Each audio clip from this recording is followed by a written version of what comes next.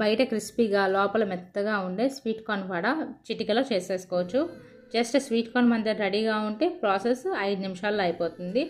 ఒక 2 కప్పులు sweet corn mixie జార్లో తీసుకొని దాంట్లో ఎండుమిరపకాయలు, అలాగే చిన్న అల్లం ముక్క, అలాగే ఇందులోని పచ్చిమిర్చి మీ కారానికి సరిపడా అడ్జస్ట్ చేసుకోండి. ఎండుమిర్చి, పచ్చిమిర్చి ఈ 2 కలిపి వేసుకుంటే టేస్ట్ బాగుంటుంది. అలాగే ఒక గుప్పెడు కరివేపాకు వేసుకుంటే టేస్ట్ బాగుంటుంది. నేను మిక్సీలోనే వేసుకుంటా. అలాగే ఒక 2 స్పూన్లు జీలకర్ర. ఇందులో నేను కంప్లీట్గా కొత్తిమీర స్కిప్ చేసి ఓన్లీ కరివేపాకు ఎక్కువ వేసుకున్నాను. ఈ విధంగా కచ్చబచ్చగా మిక్సీ చేసుకొని ఇందులో 1 కప్పు శనగపిండి, అలాగే 1/2 కప్పు బియ్యం పిండి. శనగపిండి బైండింగ్ కోసం, బియ్యం పిండి క్రిస్పీనెస్ కోసం. ఇవి వేసుకొని ఒక పెద్ద ఉల్లిపాయని ఈ విధంగా పొడుగ్గా సన్నగా కట్ చేసుకొని వేసుకొని బాగా కలుపుకోవాలి. ఆ పిండి కలిపేలోపు పొయ్యి మీద నూనె పెట్టుకొని నూనె వేడి అయిన తర్వాత ఇందులో మీకు కావాల్సిన షేపు, అలాగే కావాల్సిన సైజులో వేసుకోవాలి. నేను ఇక్కడ రౌండ్గా వేసుకున్నా, అలాగే వడల్లా కూడా వేసుకున్నాను. సిమ్లో పెట్టుకొని మొత్తం అటు ఇటు 2 పక్కల బాగా ఫ్రై అయ్యేలాగా ఫ్రై చేసుకోవాలి.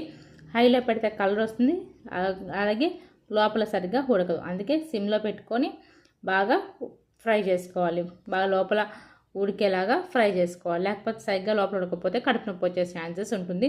అలాగే ఎసిడిటీ కూడా ఫామ్ అవుతుంది. సో అంతే అండి. మీకు నచ్చిన చట్నీతో తినచ్చు, లేదంటే సాసులతో తినచ్చు.